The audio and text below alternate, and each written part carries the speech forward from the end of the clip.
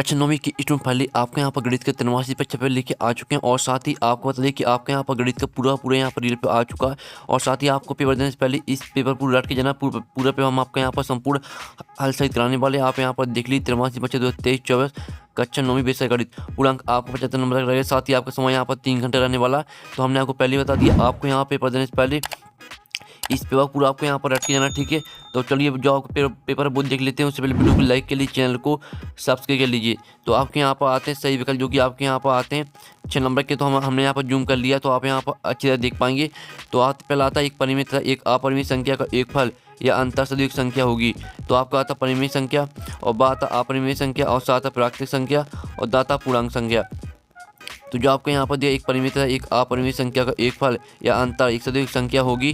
तो जो इसका आंसर रहेगा वो आपका हो जाएगा परिमित संख्या, ठीक है। पहले का आपका करेक्ट आंसर हो जाएगा। तो स्टूडेंट जो आपको यहाँ पहला दिया था आपका जो यहाँ पर परिमित संख्या है ये आपका करेक्ट आंसर नहीं रहेगा। आपका बा करेक्ट आंसर रहने वाला अपरिमित संख्या, ठीक है। पहले का आपका बा करेक्ट आंसर रहेगा अपरिमित संख्या। फिर दूसरा आता निम्न में से कौन सी अपरिमित संख्या है। तो आपका आता 0.23 और बा आता 0.23 023 0023 000 और सात आता 0.24 और दा आता 0.2325। तो जो आपके यहाँ पर दूसरा आता निम्न में से कौन सी अपरिमित संख्या है। तो इसका आंसर आपका बा हो जाएगा, ठीक है। तो अच्छे से देखिए, ध्यान से देखना और सुनना है। साथ ही आपको पेपर देने से पहले इस पेपर को रट के जाना है क्योंकि हम आपके लिए यहाँ पर 4 बजे रात को वीडियो बना रहे हैं क्योंकि जो पूरा पेपर है वो आपका लीक हो चुका। तीसरा आता शून्य बहुपद की घात है। तो जो आपकी शून्य बहुपद की घात है वो आपकी यहाँ पर दा हो जाएगी 0। फिर आपका 5वां आता बहुपद 5x की घात 3 प्लस 4x की घात 2 प्लस 7x की घात है। तो आपका आता 3 और बा आता 2 और सात आता 7 और दा आता 5। तो जो आपके यहाँ पर आप यहाँ पर देख लीजिए बहुपद 5x की घात 3 प्लस 4x की घात 2 प्लस 7x की घात है। तो इसका आंसर आपका आ हो जाएगा 3। फिर आपका 5वां आता बिंदु -2 और -3 किस चतुर्थांश में स्थित होगा। तो आपका आता प्रथम चतुर्थांश, बा आता द्वितीय चतुर्थांश और सात आता तृतीय चतुर्थांश, दा आता चतुर्थ चतुर्थांश। तो इसका जो आपका करेक्ट आंसर है वो आपके यहाँ पास हो जाएगा तृतीय चतुर्थांश। 6वां आपका आता समीकरण 2x + 3y = k में यदि x = 2 y = 1 तो k का मान। तो आपको k का मान बताना है। तो आपका आता 7 और बा आता 5 और सात आता आपका 8 और दा आता 6। तो जो इसका करेक्ट आंसर है वो आपके यहाँ पर 7 हो जाएगा, ठीक है। तो इस तरह से आपको जो सही विकल्प है वो कंप्लीट हो जाते हैं। आप यहाँ पर देख लीजिए, फिर से देख लीजिए। पहले का आंसर आपका अपरिमित संख्या रहेगा, दूसरे का आंसर आपको 12 रहने वाला और तीसरे का आंसर आपको यहाँ पर दा रहेगा और चौथे का आंसर आपका 3 हो जाएगा और 5वें का आंसर आपका तृतीय चतुर्थांश और 6वें का आंसर आपका 7। अब चलिए आपके आते देखते इस तरह पूरी की 6 नंबर के आते हैं। तो पहला आपके यहाँ पर आता एक अपरिमित संख्या का दशमलव प्रसार दोनों होता है। तो एक यहाँ पर एक अपरिमित संख्या का दशमलव प्रसार आपका होता है अनावसानी अनावर्ती, ठीक है। आपका यहाँ पर पहले का आंसर हो जाएगा अनावसानी अनावर्ती। ध्यान से देख लीजिए। फिर आपका दूसरा था 2 और 3 के बीच एक अपरिमित दोनों संख्या। तो यहाँ पर 2 और 3 के बीच एक 2.01 001 0001, ठीक है, आपकी यहाँ पर संख्या रहेगी। तो ये आपके यहाँ पर दूसरे रेगिस्तान का आंसर है, ठीक है। आप यहाँ पर देख लीजिए। फिर तीसरा 3 घात वाले बहुपद को त्रिघाती बहुपद कहा जाता है, ठीक है। 3 घात वाले बहुपद को त्रिघाती। तो तीसरे का आंसर आपके यहाँ पर हो जाएगा त्रिघाती। आप यहाँ पर देख लीजिए, तीसरे रेगिस्तान का आंसर आपको त्रिघाती हो जाएगा। फिर आपका यहाँ पर चौथा आता भाज्य बराबर भाजक गुणे भागफल प्लस शेषफल। तो चौथे का आंसर आपका यहाँ पर देख लीजिए भाज्य बराबर भाजक गुणे भागफल प्लस शेषफल। तो चौथे रेगिस्तान का आंसर आपका यहाँ पर शेषफल हो जाएगा। आप यहाँ पर देख लीजिए। फिर आपका 5वां आता मूल बिंदु के निर्देशांक होते हैं। तो यहाँ मूल बिंदु के निर्देशांक होते हैं 0 0। तो 5वें का आंसर आपको हो जाएगा यहाँ पर 0 0। आप यहाँ पर देख लीजिए, 5वें का आपका यहाँ पर 0 0 हो जाएगा करेक्ट आंसर। फिर आपका 6वां आता चरों वाले रेखिक समीकरण का आरेख एक सरल रेखा होता है। तो आपका यहाँ पर हो जाएगा 6वें का आंसर सरल रेखा। आप यहाँ पर देख लीजिए, 6वें का आंसर रहेगा सरल रेखा। तो इस तरह से आपके जो रेखा है वो कंप्लीट हो जाते हैं। पहले का आंसर अनावसानी अनावर्ती और दूसरे का आंसर देख लीजिए, तीसरे का आंसर आपका त्रिघाती और चौथे का आंसर आपका शेषफल और 5वें का आंसर आपका 0 0, 6वें का आंसर सरल रेखा। अब चलिए आपके यहाँ पर देख लेते हैं। प्रश्न 3 आती है आपके यहाँ पर सही जोड़ी बनाई 6 नंबर की आती हैं। तो पहली आपकी आती है -0.85 प्लस 1.25।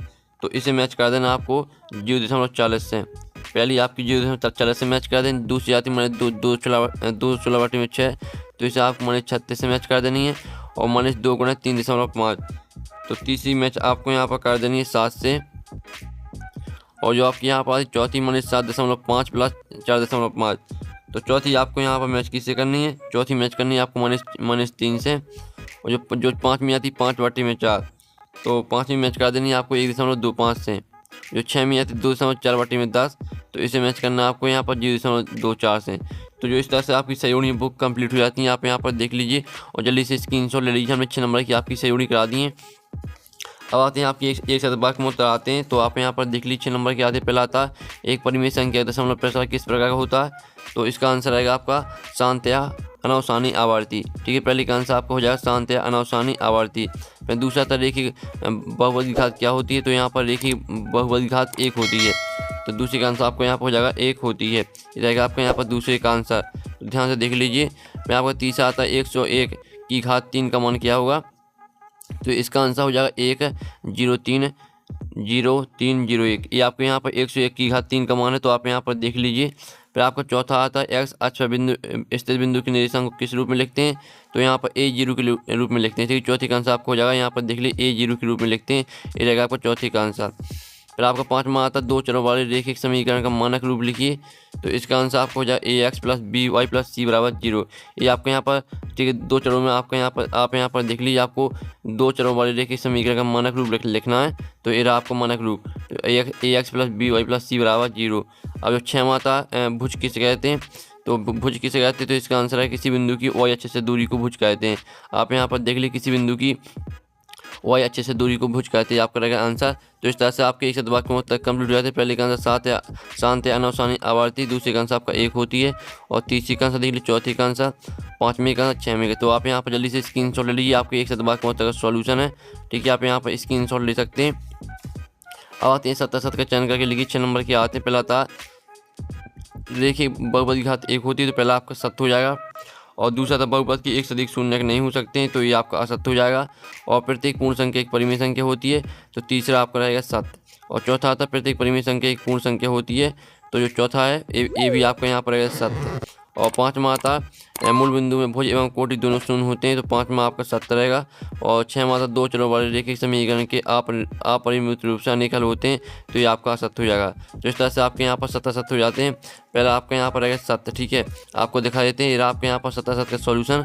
पहला सत्य रहेगा, दूसरा आपका असत्य रहेगा और तीसरा आपका सत्य रहेगा, चौथा सत्य रहेगा, पाँचवा सत्य रहेगा, 6वां आपका असत्य रहेगा। तो ये आपके यहाँ पर सत्य असत्य का सॉल्यूशन। जल्दी से स्क्रीनशॉट ले लीजिए। अब प्रश्न 6 आता परिमेय संख्या क्या है अथवा अपरिमेय संख्या क्या है। ठीक है, इनके आंसर भी हम कराने वाले हैं क्योंकि आपके पास ज़्यादा टाइम बचा नहीं। तो ध्यान से देखिए। 7वां आता 1/7 और 2/7 के बीच एक अपरिमेय संख्या लिखिए। अथवा 36/100 का दशमलव प्रसार किस प्रकार का। फिर आपका 8वां आता 1/√2 के हर का परिमेयकरण कीजिए। और अथवा 1/√7 - √6 का हर का परिमेयकरण कीजिए। फिर आपका 9वां क्वेश्चन आता 9वां क्वेश्चन देख लीजिए। फिर आपका यहाँ पर आता 10वां क्वेश्चन। तो 10वां क्वेश्चन आप यहाँ पर देते हैं उपयुक्त सर्व समीकरण प्रयोग करके x + 4 और x + 10 का गुणनफल ज्ञात कीजिए। फिर इसका अथवा देख लीजिए। फिर आपका 11वां क्वेश्चन बिंदु -2 और -1 और -4 और 3 किस किस चतुर्थांश में स्थित है। इसका अथवा बिंदु -2 और 2, 3 और -4 में भुज और कोटि के मान लिखिए। फिर आपका 12वां आता चतुर्थांश किसे कहते हैं अथवा निर्देशांक अक्ष किसे कहते हैं। फिर 13वां क्वेश्चन आता बिंदु 2, 3 और 4, 5 को कार्तीय तल में निर्धारित कीजिए। और इसका आता बिंदु 4, 0 और 5 और -6, 0 और -5 को कार्तीय तल में निर्धारित कीजिए। 14वां आता समीकरण 4x + 3y = 12 के 2 हल लिखिए। और इसका अथवा देख लीजिए। फिर 15वां क्वेश्चन आता तो इसमें आपको k का मान निकालना है। अथवा में भी आपको k का मान निकालना है। आप यहाँ पर देख लीजिए। फिर 16वां क्वेश्चन आता सीधे गुणा किए बिना 4 और 96 का आपको मान ज्ञात करना है। और अथवा में भी आपको यही करना है। फिर 17वां क्वेश्चन आता जिसमें आपको गुणनखंड करना है। ठीक है, और अथवा में भी आपको यही करना है। फिर आपका 18वां क्वेश्चन इसमें आपको यहाँ पर सरल कीजिए। ठीक है, तो इनको आपको सरल करना है। तो देख लीजिए। तो 19वां क्वेश्चन आता 3/5 और 4/5 के बीच 3 परिमेय संख्या ज्ञात कीजिए। और अथवा आता 3 और 4 के बीच 6 परिमेय संख्या ज्ञात कीजिए। फिर आपका 20वां क्वेश्चन आता 20वां क्वेश्चन देख लीजिए। ठीक है, आप चलिए आपके जो 21वां क्वेश्चन है वो देख लेते हैं। तो आपके 21वां क्वेश्चन आता समीकरण x + y = 7 का आलेख खींचिए। इसका अथवा आता बिंदु 2 14 से होकर जाने वाली 2 रेखाओं के समीकरण लिखिए। फिर आपका 22वां क्वेश्चन आता 0.6 को p/q के रूप में व्यक्त कीजिए जहाँ p और q पूर्णांक है और q बराबर नहीं है 0। इसका आप अथवा देख लीजिए। फिर आपका 23वां क्वेश्चन देख लीजिए। तो इस तरह से जो आपको पूरा पेपर कंप्लीट हो जाता है। और साथ ही जो क्वेश्चन है इनका सॉल्यूशन मिल जाएगा आपको टेलीग्राम ग्रुप में। और टेलीग्राम ग्रुप की लिंक वीडियो के डिस्क्रिप्शन में दी रखी है। तो जाइए आप यहाँ पर और टेलीग्राम ग्रुप ज्वाइन कर लीजिए। आपको टेलीग्राम ग्रुप में पूरी पेपर का सॉल्यूशन मिल जाएगा। तो हम यहाँ पर नेक्स्ट वीडियो में टेकन बाय बाय।